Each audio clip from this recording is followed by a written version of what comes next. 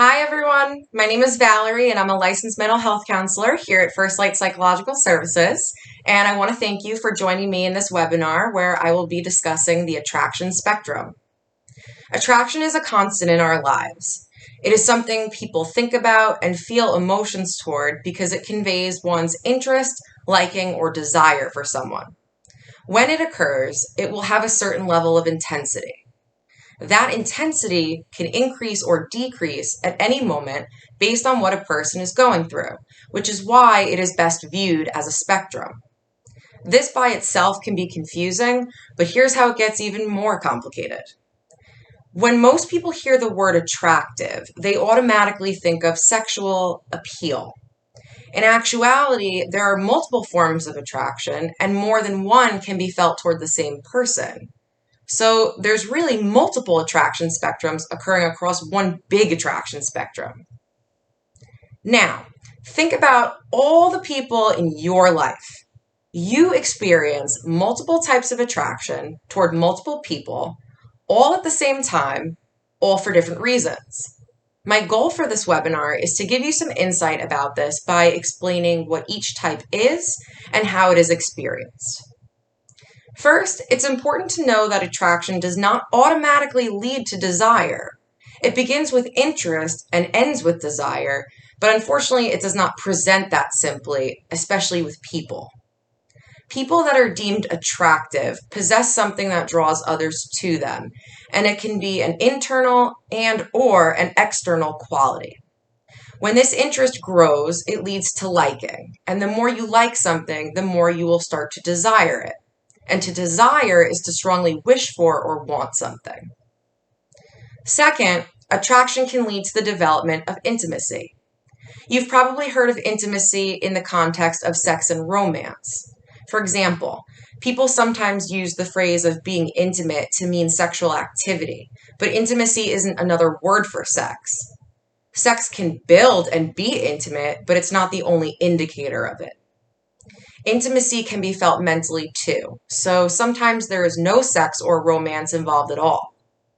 Your relationship with family, friends, and other important trustworthy individuals all include different levels of intimacy that have formed from things like vulnerability, trust, honesty, acceptance, compassion, safety and security, accountability, support, affection, healthy communication, and so much more beyond that. Since it can develop from all types of attraction, it's best to view intimacy as any aspect that brings people closer to each other. Without it, the other person is essentially a stranger. So it's something that is necessary for all long-term interpersonal relationships. It requires a lot of time and effort, so there is a necessity for commitment from both people to maintain it. The way to identify if you are experiencing attraction at all is to pay closer attention to your mental and physiological responses, also known as your mind and your body's response to people. You may experience things like intrusive thoughts about someone that you have seen or talked to, physical feelings of exhilaration that only occur around certain people, craving some type of deeper connection with someone. Perhaps your heartbeat might elevate when you see or think about someone special. You might start sweating. You might feel more self-conscious around them. Maybe you blush. Maybe you find yourself laughing or smiling more. Really, it could be a whole wide variety of mental and physiological responses, and they occur depending on how strong the attraction is and who it's toward. Attraction causes an increase to the chemicals of oxytocin, dopamine, and norepinephrine. So these chemicals lead to the feelings of euphoria and other physical reactions, like those examples.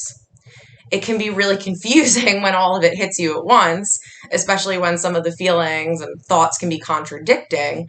But if there's one thing you can be sure of, you know it when you feel it. Trust your gut, because this is your brain trying to signal you towards something.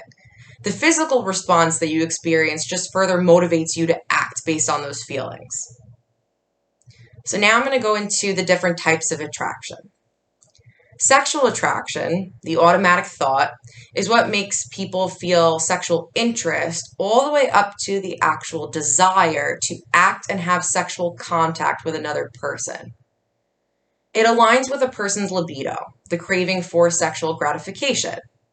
A person will initially notice sexual interest, whether it's from a distinct physical feature or body type, somebody's voice, the way they smell, how they dress, or even the way they feel if you've had any kind of direct physical contact.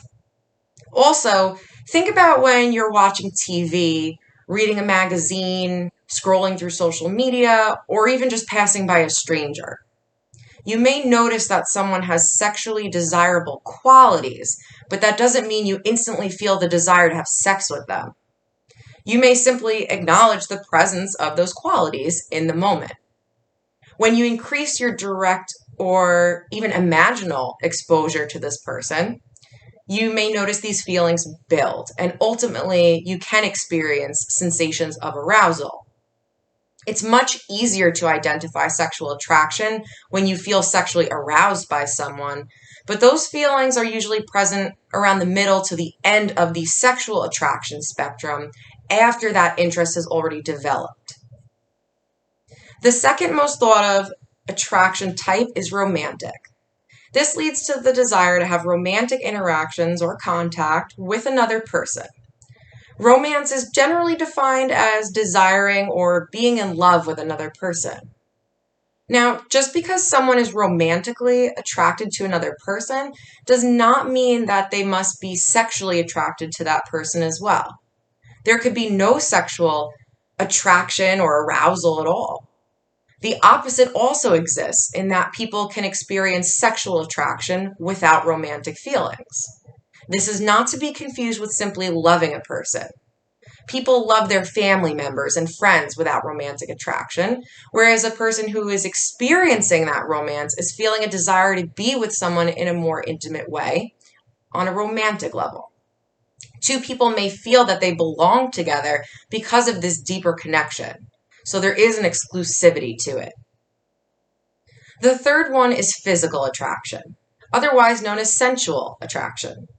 It brings the desire to touch someone, but in a non-sexual way. Examples of this would be hugging or cuddling or even holding hands. It can also be very intimate when there is a desire for physical closeness to somebody, but it doesn't always involve romance or sexuality. Very commonly, there is overlap between all three, the romance, sexual, and physical attraction. But it is important to note that they all exist separately and they can each exist solely. If someone does not experience sexual attraction, they would be considered asexual. If someone does not experience romantic attraction, they would be aromantic. None, one, or all of them can exist for someone. That being said, if physicality is the only attraction present, or if it only exists for outward qualities, again, body, any features that are present from the outside, the external, that dynamic is shallow. There is a lack of emotional depth, which is something most people rely on during difficult times. Emotional attraction creates the desire to get to know and better understand somebody based on their personality. The focus is on someone's inward features, not outward. This type of attraction is widely felt since it is present in most interpersonal relationships. The platonic friendships, romantic relationships, sexual relationships, families, coworkers, anyone. You really can have this with anybody. It does become especially important for, again, those long-term relationships, and it can create an even stronger connection than physical attraction. It's the type of feeling you get where you truly feel seen, heard, and understood. You may find yourself feeling vulnerable around this person, but there is also a sense of security and warmth. You may constantly think about the person. Now again, this doesn't have to be romantic. Sometimes it could be a best friend or a family member. It's a person that you could spend hours on the phone with and having those late night conversations about school, work, family, relationships. That person you can talk to and share your emotional experiences with, the good and the bad. These are all indicators that emotional attraction is present, and it can lead to very solid relationships that go on for the long term. It's not always easy to open up and reveal all your fears and insecurities and really about other personal things in your life too. Anything that's private to you. It's not so simple to just bring it up in casual conversation, especially with people that you're not close to in that way, like coworkers or acquaintances. It's the type of conversations that are reserved for people you have a connection with.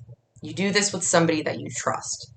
So, no matter how much or how little time you spend together with this person, the connection is constant, even when apart. Emotional connections like this can also become intimate because there is still that desire to be close. In this case, the intimacy is emotional closeness. It can also mesh with spiritual intimacy too, when people further discuss their sense of purpose, morals and ethics, and other ways that they specifically define things as important or meaningful in their life. For example, going to watch the sunset with someone close can create this because both people are focusing not only on the time they are spending together, but they're mutually enjoying some type of phenomenon. This is a motive for a lot of people that travel together. They want to enjoy time with special people, but also go see things that are meaningful to them. The experience is intensified when all of it is mutual. Lots of people experience this inward attraction first, and then the outward attractions, like physical and sexual, develop as a result of it. So again, there's that overlap. Like emotional attraction, another form to inward features is intellectual attraction. This is something that can develop the desire to interact with and engage with another person in a mental way, like having a complex conversation about a specific topic. It has more to do with what or how a person thinks instead of the person themselves physically. In simple terms, you want to interact with the brains of people that stimulate your own brain. For example, if you have a teacher or a mentor, you may experience intellectual attraction toward them because they possess knowledge and skills that maybe you strive to have one day. They could have admirable qualities. Perhaps you enjoy learning new perspectives, asking questions, or maybe you enjoy the challenge of thinking critically. It can be very exciting for people, which is why people enjoy debating or even the expression picking someone's brain. You are attracted to the mind. So any urges to spend time with someone who fits this would be for the purpose of conversing and exchanging ideas. So let's say you're having a discussion about what is the meaning of life. It's a very open-ended question, and it leaves room for a wide variety of thoughts and ideas that is subjective. For some people, intelligence is important and they may prefer to surround themselves with other like-minded individuals or to even be in a romantic relationship with somebody that they feel is at their level of intelligence or just smart in general. You could meet a person and find other attractive qualities about them. So it's not that you can't develop any other forms from it.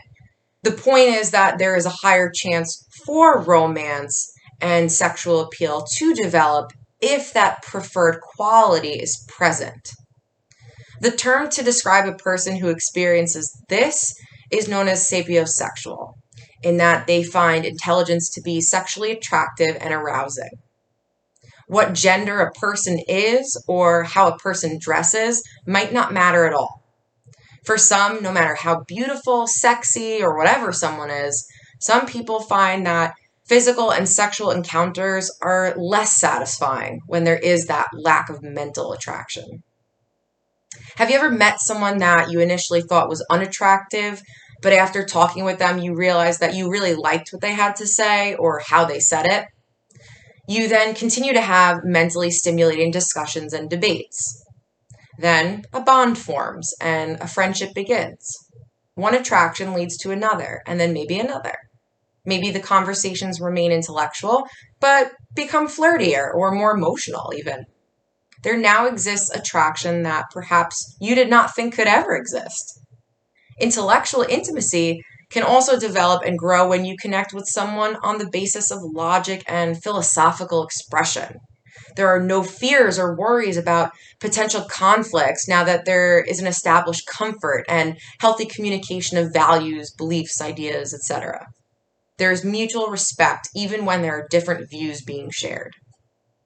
So, all in all, intellectual attraction leads to intellectual interactions, just as emotional attraction leads to emotional interactions, and sexual attraction leads to sexual interactions, and so on. The internal attractions increase activity in one major organ of your body, where the external attractions stimulate a completely different organ. The last primary form of attraction is what is known as aesthetic, which simply put is something that gets your attention in a positive way. To give you a general example, think about if you were to go shopping for household decor, let's say. You find yourself walking around, browsing, see what stands out to you. Perhaps you're looking for something in particular, but you can't help but notice this big, colorful painting. You might stop and think, wow, I prefer neutral colors, but I can appreciate all the details and hard work that the painter clearly put into making this. Or you might think, hey, this isn't really my style, but I love the colors and it matches my house. Certain features got your attention here. In scenario one, you're acknowledging that the artist's talent and all the time that went into this piece of artwork. That's the attraction there. Whereas in the second example, you're acknowledging an external feature in that you love these colors. Now, apply this concept to people. Aesthetic attraction is having an appreciation for the appearance or beauty of another person, separate from sexual or romantic attraction. Have you ever paused for a moment just to acknowledge how beautiful a person is? Think about when you see models or celebrities. You may admire certain physical features that they have, such as their hair, their smile, their figure.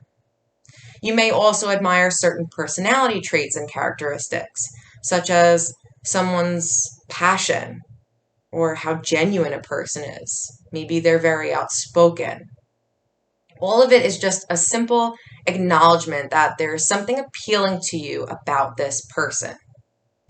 When you read a magazine, scroll through social media, or even if you're out in public, you can spot lots of people that you find aesthetic, and that's all it is. But it can still be confusing with regard to sexual orientation. If you see someone of the same sex and think that they have a hot body or sexy features, that doesn't necessarily mean that you have the desire to be with them in a physical, sexual, or romantic way at all. So what does it mean? If someone of the same sex has a nice figure, you might find them aesthetically attractive because you want to look like that. Or let's say you have a preference for curly hair. On a romantic or sexual level, your ideal partner is someone of the opposite sex with curly hair. Now you're scrolling through social media and you see someone of the same sex with curly hair styled exactly the way you like it. You might stop and look for a while and feel confusion about why this person has gotten your attention. This is attraction, and attraction is specific. You may be straight, but have felt an attraction to many people of the same sex, and vice versa, and that does not mean that you are sexually oriented that way. Now, when you examine the people in your life, you need to look at each person closely and really consider each area of attraction. Think about what it is that you feel when you see them. What do you want to do because of those feelings? Do you desire anything? This would be the most obvious if you did. If not, have you taken a liking to anyone? Or do you feel even a little bit interested in someone? If so, it could be related to one or all of the different types of attraction. Identifying who is holding your attention is important because it will allow you to examine it and further figure out why. What is it about this person that got my attention, and what degree am I feeling it? How intense is it? Depending where it falls on that spectrum, it is the emphasis on whatever the attraction or attractions are that you're experiencing. So a really convenient way to kind of kickstart this potentially confusing process is to map out a list of all of the people in your life that have some sort of significance to you. Again, it could be someone as close as a significant other, or it could be a random stranger that you passed by a couple weeks ago and have had random intrusive thoughts about since. There's a reason for it, but just try to think about people that are currently present in your mind and life. Also, to better demonstrate this technique, I have some examples of relationship maps and support circles that you can use for guidance, and they can be found in the attachments of this webinar. So the first thing you want to do, and I'm going to do it while we're on video here, is you're going to take a piece of paper and you're going to draw a small circle. So you can do this on the computer too, if you're tech savvy enough, whatever works for you. So again, what you want to do is draw a small circle and label it as the self, because it all starts with you. So here, little circle there, that's the self. Now, what you're going to do is draw another circle around that. And this one is going to be labeled as intimacy. I'm really, really bad at drawing circles and fitting things in them. So again, that's why I have examples uploaded. But this is just to give you a visual along with the video. But yes, so back to my circle drawing. You make your second one, and the intimate circle includes all of your loved and loyal people that you share different forms of intimacy with, such as significant others, close family, and close friends. So that's the second one. Now, the third circle. This one is reserved for friendships. This is your friendship circle. So these are people that, I guess you could say, they include all the generally good and dependable friends that you see regularly. Sometimes additional family members fall into this category too, so you can put them here as well if you feel that they fit. Now, the fourth circle that we're going to draw here, this one is reserved for participation. Circle number 4. So the participation circle includes all the people or organizations that you frequently participate with in places like work, school, sports, groups, clubs, anything else in the community. So examples could include people like your boss, your colleagues, your classmates, your neighbors, and really anybody else in the community. Yeah, it really depends. Depends on where you go and who you see. But anything that's on a more general level. Beyond friendship, you're not quite at that point. It's still outside of that boundary, but not quite strangers. So the fifth circle. I'm trying to think of the best way to explain this one. I'm going to draw my circle. So the fifth one it's called the exchange circle. So what that means, so again, this is the one that's on the outmost part of the self. So as you continue to go out, the relationships are less intense, they're less meaningful. So again, intimacy, that's your closest ones. So when you go to exchange, this one, these are simply people that you know. You're acquainted with them. So I guess you could say, all right, trying to think of the best way to word this. Bear with me in my little brain freeze here for a minute. You're acquainted with these people too, but in a different way. It includes people that center really more so around paid relationships. It's still community-based. You can still encounter these people in the community, but it's for the purpose of exchange. Now that I've got my wording better. So, okay, examples of this could be teachers or doctors, therapists even. So anything where you're exchanging or purchasing some type of service. Now, the last one is something that I like to fit in, even though it's not widely recognized on there, even though it is a widely recognized aspect of life and interpersonal relationships and attraction and the development of all of that. So this one is going to be known as the circle of encounter. So this would include all of the people that you don't personally know. It can include people that you just met, just passed, or even people you only see and hear about. This circle, in its entirety, is considered to be your circle of support. Okay?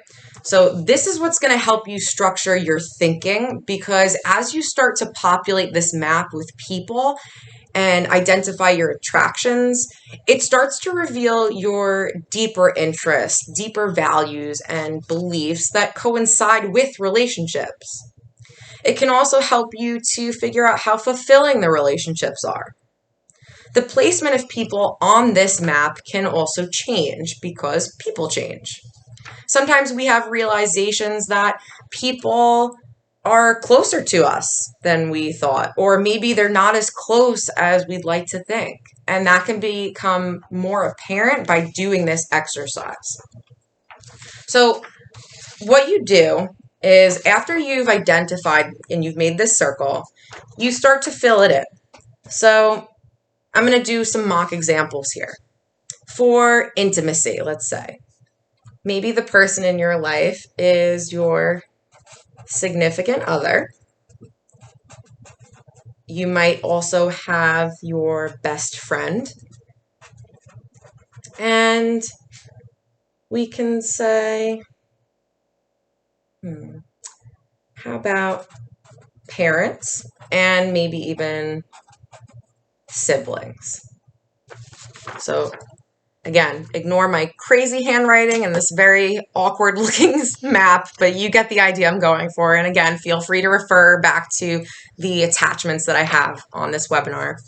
But what you're doing is basically filling in each of the circles with people that apply there. So in this case, the intimacy circle is being filled with your siblings, your significant other, your best friend, and your parents. That's my mock example, because you do have intimacy with each of these people.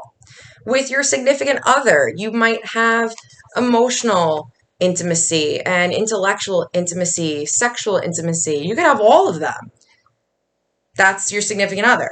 Whereas with your best friend, let's say, you might have emotional intimacy and emotional attraction would technically exist there. So it's safe to say that the people in this inner circle, they have intimate features. The intimacy that you have in this relationship corresponds with the attraction that you have for them. So again, best friend, you have an emotional attraction to them, which led to emotional intimacy in sharing things with that person, knowing that you can rely on them and go to them, and they're a trustworthy, loyal person in your life. So that's it for the intimacy circle. What you would put into the friendship circle are the ones where they're people that you know. Again, they're important enough people in your life. You have good times with them. You spend time with them, but maybe it hasn't yet reached the level of attraction where intimacy is present. So again, this is where the attraction spectrum comes in. This is what distinguishes people from being in certain circles within your relationship map. Because you can have several friends and you have an emotional attraction, or really any attraction, but you can have emotional attraction toward a friend, and that could be at a certain level. You could have emotional attraction toward another friend at an even stronger level. And then the person that you deem your best friend, you have attraction at the highest level, and you have the desire to continue to interact with them in that emotional way. So again, you do this, you populate your map with all the people, again, that are important to you or have some type of significance in your life. So for encounter, that last one there, this is where you're also going to include people that you have encountered even electronically. You want to account for them here because they are people that you know of. You just don't know them on that personal level. So the stranger that you passed on the street, or the celebrity that you love and you see them on TV, maybe you see them in a movie, wherever, certain singers, you don't know them, but you know of them. I guess you could put it that way. So you can account for those people in that circle. So based on this map, since the later circles are less in depth, it might be easier to start with those people and then build your way toward the center and analyzing those closer, since they do get more complicated. But remember, each form of attraction falls on a spectrum. So you just want to make sure that when you take it beyond just identifying that the attraction exists, you want to see where it falls approximately. There's no set lines within this spectrum. It's just trying to better understand if something falls closer to an interest, an affinity, or a desire for the person. So try to identify what internal or external qualities are attractive, how it makes you feel, and then ask yourself, how do you act or want to act in response? After you do this for each one, you will get a better sense of what a person's overall attractiveness means to you. So I want to thank you again for joining me and my webinar today. I'm going to go ahead and open up for questions now for the rest of the hour, so please feel free to stay if you would like to ask me anything. Also, I invite you to check out our other available and upcoming webinars, which can all be found at www.firstlightpsych.com.